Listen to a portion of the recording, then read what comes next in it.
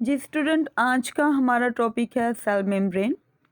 सबसे पहले जैसे कल मैंने आपके साथ डिस्कस किया था कि हम इसमें 4 पॉइंट्स ही डिस्कस किया करेंगे। First one is location, then function और स्ट्रक्चर, कंपोजिशन एंड डायग्राम। तो सबसे पहले देखते हैं सेल मेम्ब्रेन लोकेशन। जितने भी प्रोकैरियोटिक होते हैं या यूकैरियोटिक सेल्स होते हैं, प्रोकैरियोटिक वो सेल्स होते हैं जिनमें न्यूक्लियस नहीं पाया जाता है और यूकैरियोटिक वो सेल्स होते हैं जिनमें न्यूक्लियस पाया जाता है। ये जो सेल मेम्ब्रेन है ये आउटर कवरिंग होती है एनिमल सेल में, जबकि ये प्लांट सेल में सेल वॉल के इंटरनल साइड पे पाई जाती है। ये थिन होती है और ये इलास्टिक मेम्ब्रेन है और ये साइटोप्लाज्म के इर्द गिर्द कवरिंग का काम कर रही होती है। तो जी यहाँ पर सबसे पहले हम क्या देखेंगे, लोकेशन देखेंगे। लोकेशन में आएगा जी सेल मेम्ब्रेन जो है वो आउटरमोस्ट कवरिंग होती है एनिमल सेल में और सेकंड कवरिंग होती है किसमें, प्लांट सेल में, और ये साइटोप्लाज्म को कवर करती है।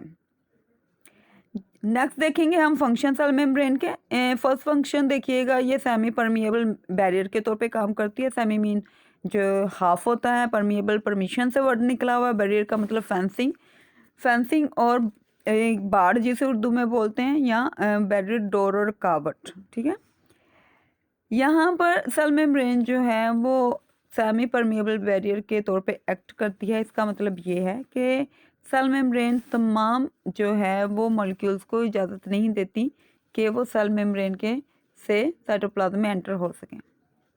अगर आप यहाँ पे डायग्राम देखें तो आपको, अगर हम बीकर को जो है वो सेल कंसीडर करें और रेड कलर की जो आपको सीधी लाइन नज़र आ रही है उसको आप मेम्ब्रेन कंसीडर करें, तो आप देखें पहली और second, first and second diagram जो है दोनों में अगर आप देखें तो आप देखेंगे कि जो सेल मेम्ब्रेन है वो क्या कर रही है, गुजरने की परमिशन नहीं दे रही है मॉलिक्यूल्स को।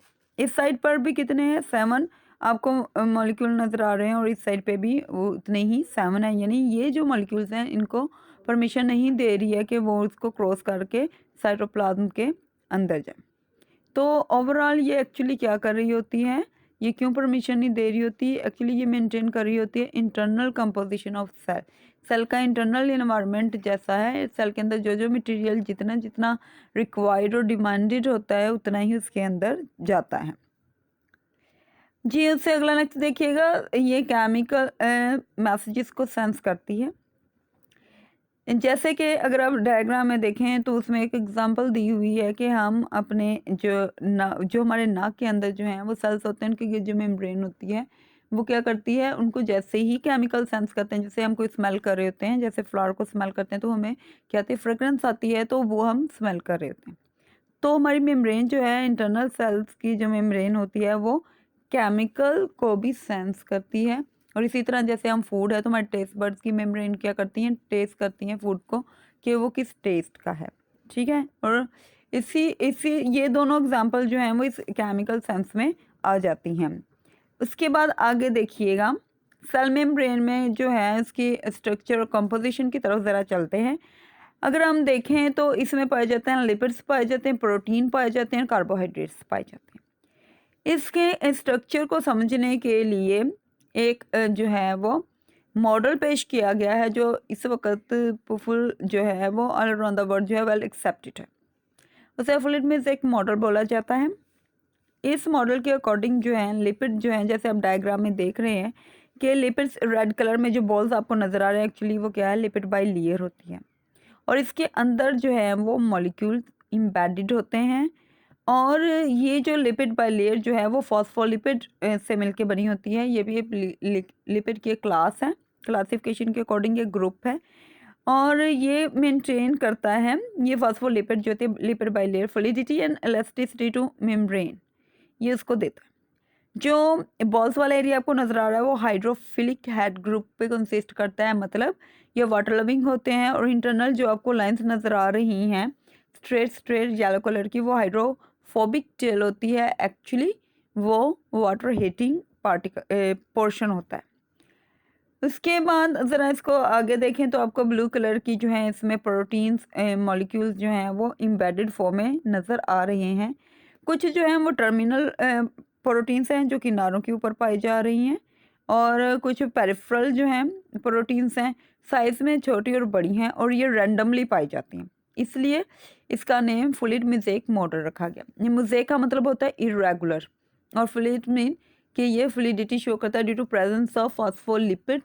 और इसके अलावा जो रिसेंट रिसर्च है वो ये कहती है कि ये जो मॉलिक्यूल्स होते हैं प्रोटीन के इसके अंदर इम्बेडिड, वो भी मोबाइल होते हैं, वो लोकेशन थोड़ी बहुत चेंज करते हैं, इसलिए इसे फ्लूइड मोज़ेक मॉडल बोला जाता है। और ये मॉडल किसका है? सेल मेम्ब्रेन की स्ट्रक्चर का। उसके बाद देखें तो कार्बोहाइड्रेट, जैसे मैंने शुरू में बताया था कि लिपिड्स पाए जाते हैं इसकी कंपोजिशन में, प्रोटीन्स पाए जाते हैं कार्बोहाइड्रेट। तो कार्बोहाइड्रेट जो है उसमें स्मॉल अमाउंट में पाए जाते हैं और ये कार्बोहाइड्रेट जो हैं वो प्रोटीन्स और लिपिड्स के साथ ज्वाइन किए होते हैं। अगर आप देखें तो यहाँ पर डायग्राम में आपको नज़र आ रहे हैं कार्बोहाइड्रेट रेड कलर के डॉट्स में, ये वो कार्बोहाइड्रेट जो ब्लू कलर की प्रोटीन के साथ अटैच हैं उनको बोलते हैं ग्लाइकोप्रोटीन, और वो जो पिंक कलर यानी बॉल्स के साथ अटैच हैं जो कि फॉस्फोलिपिड बाइलेयर है उसके साथ अटैच है उसे बोलते हैं ग्लाइकोलिपिड्स। उसके बाद जो है लास्ट वन जो है वो अगर आपको अगर ये स्ट्रक्चर वाला फ्लूइड मोज़ेक मॉडल जो है वो prokaryotic cell membrane eukaryotic cell membrane के लिए मेंशन किया जा रहा है जनरली, लेकिन अगर आपसे पूछा जाए कि ये मेम्ब्रेन जो है जो आप अंडर स्टडी है वो यूकैरियोटिक है या प्रोकैरियोटिक है तो वो कैसे क्लियर होगा? तो बेटा वो इस तरह होगा कि जो यूकैरियोटिक सेल्स होते हैं इनकी सेल मेम्ब्रेन में एक और एक्स्ट्रा मॉलिक्यूल पाया जाता है, that is a cholesterol molecule, जो कि लिपिड बाइलेयर के साथ पाया जाता है, अटैच होता है उसके साथ। और उसके बाद अगर हम आगे चलते हैं, ये ओवरऑल जो है पूरा फ्लूइड मोज़ेक मॉडल है, इसको आप डायग्राम को ड्रा कर लीजिएगा, ये आपकी बुक में भी बहुत अच्छी ड्रा की हुई है। लास्ट पे देखिएगा ये भी फंक्शन में ही आप लोग पॉइंट ऐड करेंगे। जो सेल मेम्ब्रेन होती है वो प्रोवाइड करती है बाउंड्री। बाउंड्री किनको प्रोवाइड करती है? ना सिर्फ साइटोप्लाज्म के बल्कि जो साइटोप्लाज्म में पाए जाने वाले ऑर्गेनेलिस हैं उनको भी बाउंड्री प्रोवाइड करती हैं। ये जो सेल ऑर्गेनेलिस होते हैं ये सिर्फ और सिर्फ यूकैरियोटिक सेल में पाए जाते हैं, प्रोकैरियोटिक सेल में नहीं पाए जाते हैं। ठीक है, ये इन ऑर्गेनेलिस की एग्जाम्पल कौन कौन सी हैं जी? और इन ऑर्गेनेलिस की एग्जाम्पल हैं क्लोरोप्लास्ट है, गोल्जी एपरेटस है, माइटोकॉन्ड्रिया है, एंडोप्लाज्म रेटिकुलम है, ये सारे के सारे मेम्ब्रेन बाउंडेड ऑर्गेनेलिस होते हैं।